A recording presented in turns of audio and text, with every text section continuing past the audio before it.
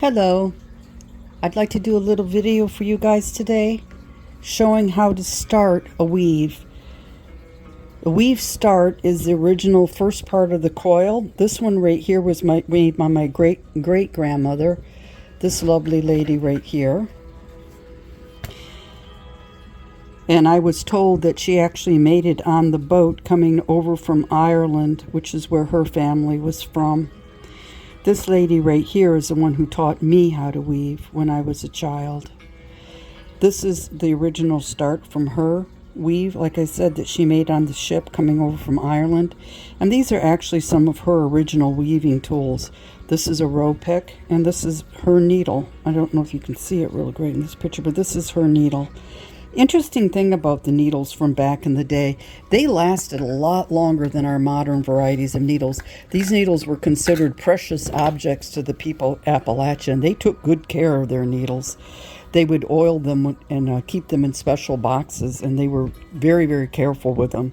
So at any rate, any road, as my great-grandmother used to say, you need to start with whatever you're using to hold. Like I said, this is a 1/4 inch piece of plastic. My great-grandmother used as her tool, she used a chicken bone, a small chicken bone from like the wing. This was also one of the very old tools that they use. This is a piece of copper pipe. But I have found, just to preserve my hands, I find it's easier for me to use a piece of plastic like this. It's a straw. So if you see right here, I have a piece of wire. It is not necessary to use a piece of wire. However, if you're starting out, you might want to try it because it does help a little bit. I don't use wires anymore, but like I said, when I started out, I did, but I'm going to show you how to use it with wire. So normally when you're weaving, put the needles through the front like this as you're weaving, and then you push them through. We're going to do it differently though, because we have to wrap as we're going. So when you start your start, this is called a start, like I said again, that original coil, you need to feed your needles through the back instead of through the front. You're going to feed them through the back. Feed them through the back thusly. That is not nearly enough needles. I got to put another little bundle in, kind of towards the end even. And so what you're going to do is you're going to push them through. Now you're going to take your cotton, and again, this has to be 100% cotton. I use 100% organic cotton, but you can use non-organic cotton. I just, try to support the industry. So you're going to just tie it around here like this. It does have to be 100% cotton though. I've mentioned this in previous videos. If you're going to take your cotton here, you're going to wrap it around the end like this, and then you're just going to go like this. See? Oop, come back here. Hold it down here, grab the other piece, and start wrapping this direction. The reason why you do that is you want as much of the end covered as possible. Keep wrapping like that. I'm going to need to feed some more needles through.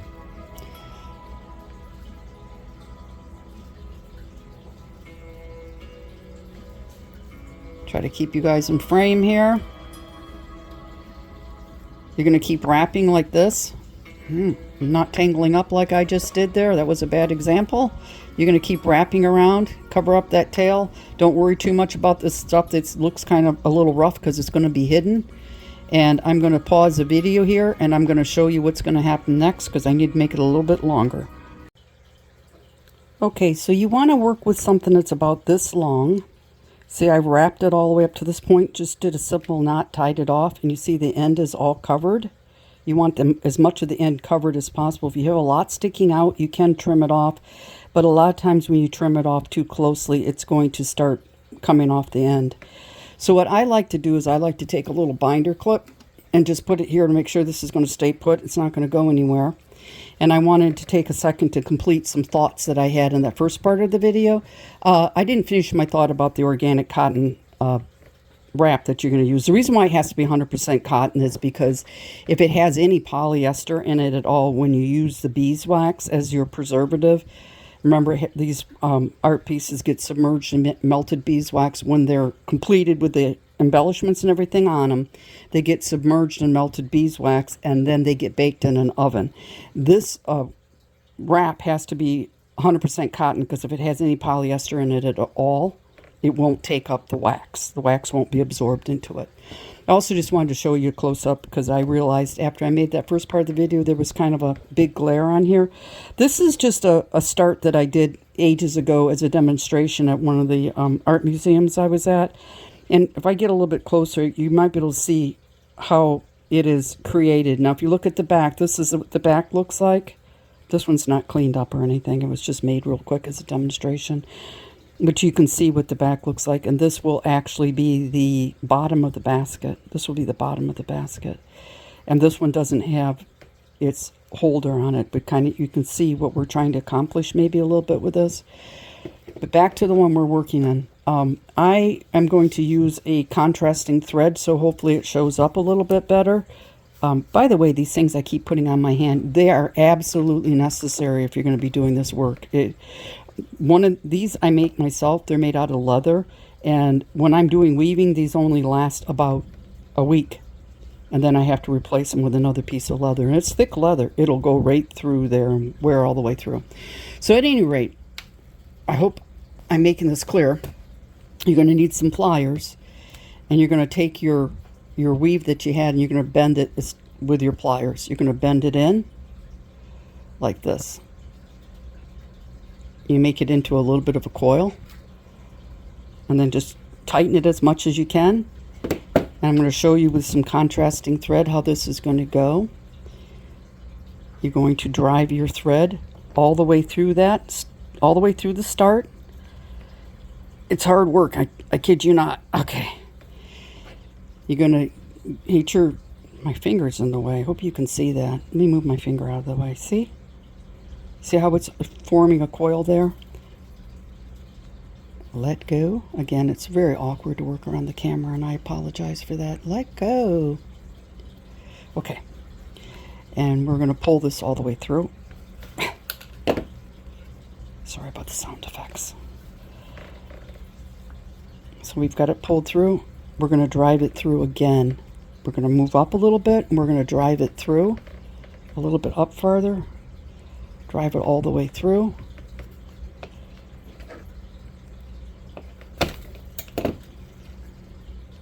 Now the thread's going to be coming out of the top portion. Can you see the thread on the side? And now the thread is coming out the top. We're going to coil it just a little bit more. We're going to drive it through one more time. You need to do this about 3 times at least. You could do it more, but then it starts not having enough stitches on the outside and it starts looking weird. So like 3 is good. You want to go from kind of a little bit different angles. Pull it through. And now is when we're going to start doing the actual coiling of the part, okay? So now we're on the bottom. I'm going to drive this through one more time because I think it's just going to be easier for you to see if it's coming out the top. You could start from the bottom though. I'm going to bring it back out through the top.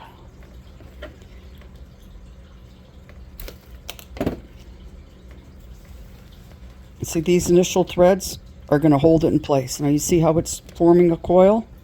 Let me move my light over here so it's a little bit better. Hopefully not blinding you against the glare over there. And now what we're going to do, and this is going to show better because I'm using this black thread, now we're going to start fastening that weave down. We're just going to put it through the back, go out the front, bring it around, and start making our weave this way.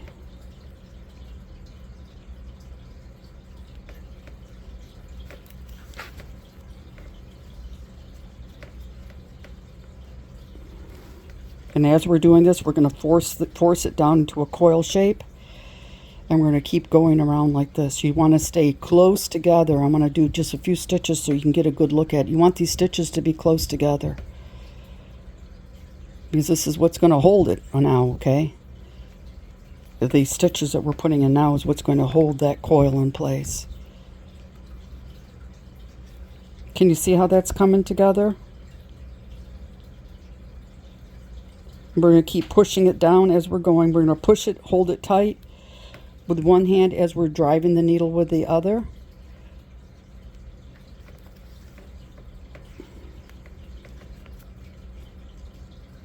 Remember, these have to be pulled very tight. Unlike other types of basket weaving, ponderosa pine and longleaf pine and jack pine even, their needles are so much bigger that you can get away with having a looser weave. The white pine, the needles are very, very fine, and you have to pull very, very tight while you're doing this to make it stay together. You need your finger power. Okay, I'm going to put you back on hold again. I'm going to try to show this one more time, and then I'm going to finish sewing this down so you can see what we're talking about. You see the stitches in it? I move my thumb out of the way. See how we start coiling, forcing it down, coiling it. Okay, I'll put you back on hold for a sec. Okay, so now we've gone all the way around and we've reached back to the part where we're just down to just needles again. I didn't remember to mention before, but you do need to flip this over. Remember, we were working from this direction because we were feeding the needles from the back while we were wrapping it. Now we have to flip it around so that we're working from the front, and now we're going to be feeding the needles in the normal direction. We only fed them from the back while we were creating this portion. Hope that makes sense. And now what we're just going to do is we're just going to continue our weave like this. Remember a couple things I want to say. You have to go to the center of each stitch below. You don't want to go higher than that because it won't be your basket or whatever you're making, your art piece won't be strong enough. And you're going to wrap around. Remember, I can't really explain to you in the video, so you're just going to have to believe me when I tell you this. You really have to pull hard on these. If you're not having a mark on your finger from the threads, you're not pulling hard enough. You really have to pull hard and pull them very tight. And well, I'm just going to keep talking here a little bit because I always like to add a little bit about Appalachia history while I'm doing this. So this is going to be the bottom of the basket. So I wanted to tell you a little bit how the women of Appalachia, how they did this art form. Because you do have to, once you start an art piece, you have to complete it. You don't have a lot of time to complete it. You have to complete that art piece. And the reason why is because the needles will start to break down. And it has to get waxed and baked to preserve them. Because you work with, these needles are wet. And they will start to break down. It helps to keep them refrigerated. You get a little bit more usable time out of them. But you still really have to commit yourself to finishing that project. And they do take about 200 hours, so it's a pretty big commitment. I'm not saying you have to work 200 hours straight, but you are limited in the amount of time because the needles will start to break down. And if you get mold on them, once you started building a basket, your only option is at that point to abandon it. It's never going to be fixable, in my experience. And I've been doing this a very long time, and I've tried a few times, and I'm just telling you, once you see mold, you're beat. But what I was going to say, and I started to say, is the women of Appalachia, what they would do was something very similar to what the Amish would do. I'm going to add a stitch here. You can see how that's done. See, there's this space between this stitch and this stitch is getting too large. So I have to add a stitch. What you have to do is you have to put your needle to the row below. See how that's in the row below? Bring it out. Come around, put your stitch there. I'm trying to get close enough that you can get a good vision of that. Sometimes you have to use different tools to get them to move into the right place. This is an awl.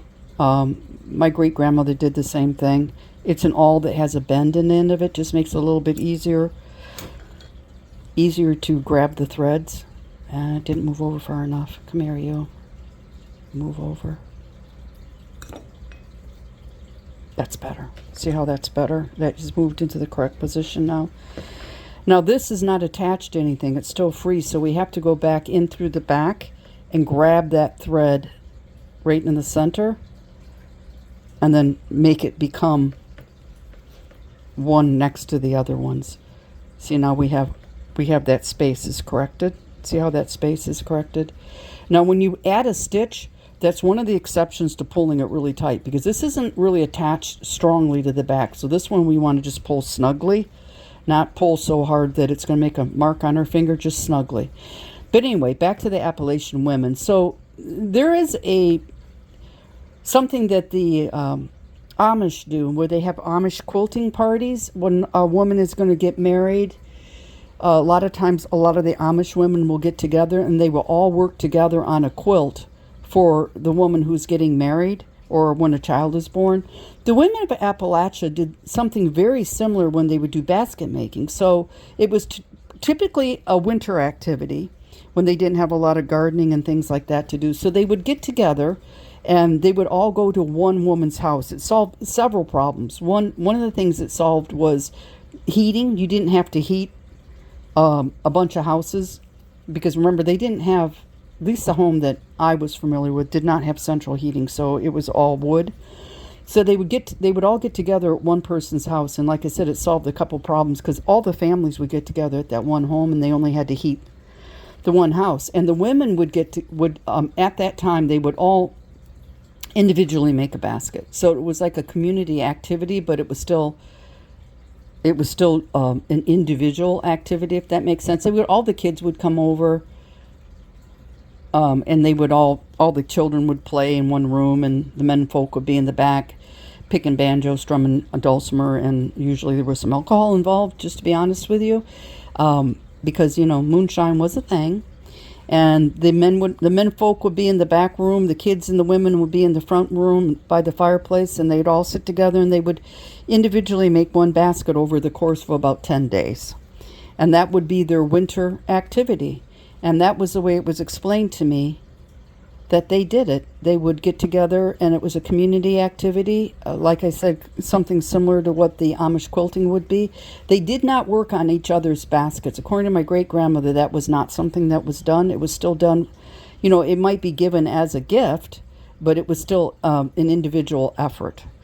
And that is the story of how the baskets were done as a community effort. So I'm going to show you what we got going on here so far. So you saw me adding more needles. We're just going to continue adding needles. This will eventually become the bottom of a basket, or it will become the center of a disc. And then it's kept building out like that. I hope that made sense. And if you'd like me to do a little thing talking about the different tools that are involved, and this stuff back here is actually needle lubricant. It's made out of beeswax and mineral oil. And that is something that my great-grandmother also would make herself. And it does help. Needle lubricant does help. You have to just keep sticking it in there once in a while. It does help. So anyway, I hope that answered a question about how you start the bottom wheat, how you start to start. Kind of redundant again. How you start to start, and how the women created them. Thank you very much for your time.